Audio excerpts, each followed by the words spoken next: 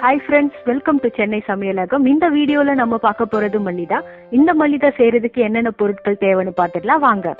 2 cup அளவுக்கு கோதுமை மாவு எடுத்துருக்கேன். 1/4 கப் அளவுக்கு சர்க்கரையும் துருவின தேங்காவும் எடுத்துக்கலாம். 1/2 டீஸ்பூன் ஏலக்காய் தூள், அடுத்து 1/4 டீஸ்பூன் உப்பு. முதல்ல கோதுமை மாவை ஒரு பெரிய பவுல்ல போட்டுக்கிறேன்.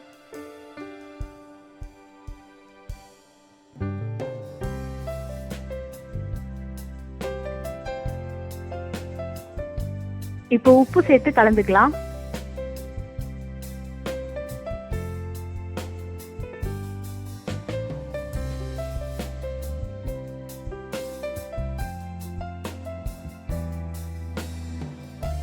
இது கூட தேவையான அளவு தண்ணி சேர்த்து சப்பாத்திக்கு எப்படி மாவு பிசைவோமோ அதே மாதிரி பிசைஞ்சுக்கலாம்.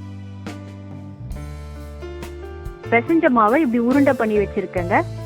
பிசைஞ்ச மாவை உருட்ட போறேங்க. ஒட்டாம வர்றதுக்கு கொஞ்சமா மாவு தூவிக்கிறேன். இப்போ உருட்டிக்கலாம்.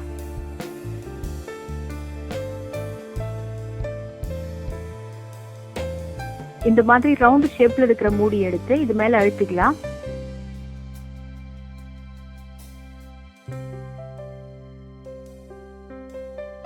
இப்போ ரவுண்டா வந்துடுச்சுங்க. அதே மாதிரி எல்லாத்தையும் ரெடி பண்ணி வச்சுக்கலாம். ஸ்டவ் பத்த வச்சுட்டு ஒரு அகலமான பாத்திரத்துல இந்த அளவுக்கு தண்ணி எடுத்துக்கலாம். நல்லா கொதிக்க விட்டுக்கலாங்க. இப்போ தண்ணி நல்லா கொதிக்குதுங்க.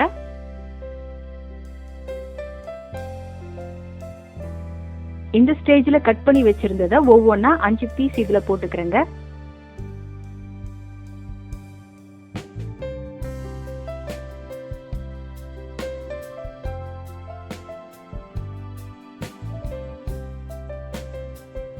இப்ப இதை வேக விட்டுக்கலாம்.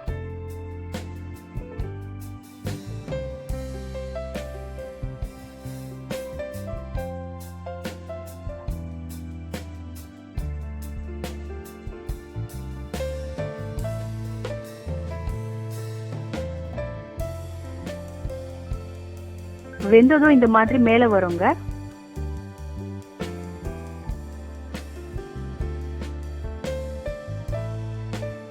இப்ப இது எல்லாத்தையும் திருப்பி போட்டு 2 நிமிஷத்துக்கு வேக விட்டுக்கலாம்.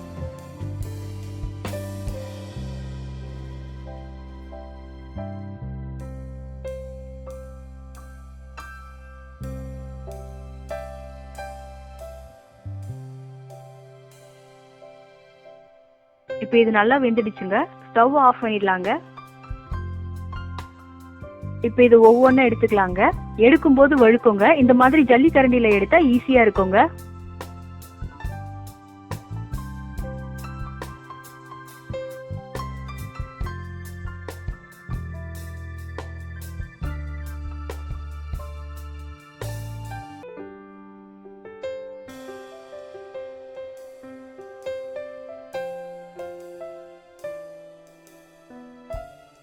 இப்ப சக்கரை கூட ஏலக்காய் தூளை கலந்துக்கிறேங்க.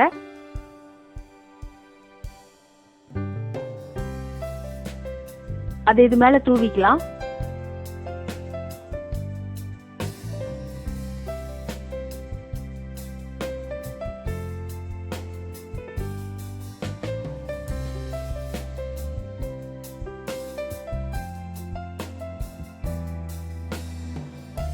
இப்ப துருவி வச்சிருந்த தேங்காயும் இது மேல தூவிக்கலாம்.